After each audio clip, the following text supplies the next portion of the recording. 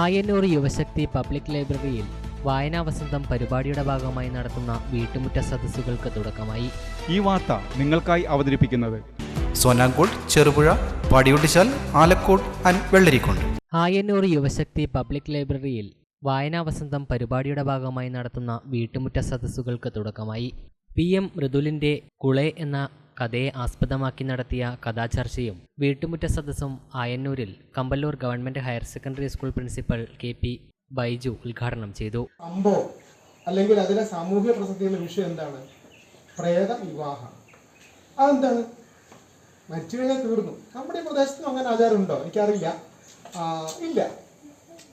എന്തായാലും എൻ്റെ ഓർമ്മ വെച്ച കാലം മുതൽ ഇവിടെ അങ്ങനെ ഒരു സംഭവം കേട്ടിട്ടില്ല. പക്ഷെ കാസർഗോഡ് ഭാഗങ്ങളിൽ അങ്ങനെയുണ്ട്. എന്താണ്?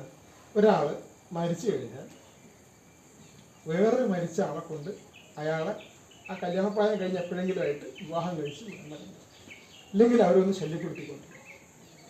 ഈ കഥ തുടങ്ങുന്നത് അങ്ങനെയാണ്. സജീവനെ രാജീവൻ ശല്യപ്പെട്ടു. രാജീവൻ ആരാണ്? 14ാമത്തെ വയസ്സിൽ കപ്പണക്കുഴിയിൽ വീണ് മരിച്ചുപോയ കഥാപാത്രം. ചടങ്ങിൽ ലൈബ്രറി പ്രസിഡന്റ് PV പുരുഷോത്തമൻ അധ്യക്ഷനായി. ലൈബ്രറിയൻ ആതിര സരിത് കഥാവതരണം നടത്തി.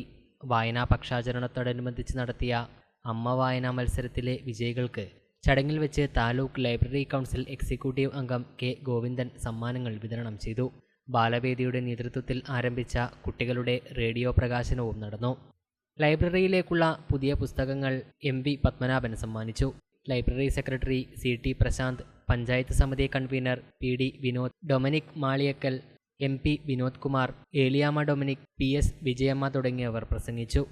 ആഘോഷവേളകളെ അവിസ്മരണീയമാക്കാൻ ആർഭാടങ്ങളിലെ അണിയലങ്ങളുമായി പൊന്നിന്റെ കലവറ. മാറുന്ന കാലത്തിൽ മാറ്റത്തിന്റെ രുചിയറിയുന്ന വൈവിധ്യങ്ങളുടെ സ്വർണ്ണശേഖരവുമായി മലയോരത്തിന്റെ തിലകക്കുറി. സ്വർണ്ണ വ്യാപാര രംഗത്ത് 25 വർഷത്തെ മഹത്തായ സേവന പാരമ്പര്യം. നവീന രീതിയിലുള്ള ഡിസൈനുകൾ, വിപുലമായ ശേഖരം, വിശ്വസ്തത. മലയോരത്തിന്റെ മനസ്സറിഞ്ഞ ഷോറൂം. സോനാങ്കോട്, ചെറുപുഴ, പാടിയൊട്ടിച്ചാൽ, ആലക്കോട് ആൻഡ് വെള്ളരിക്കുണ്ട്.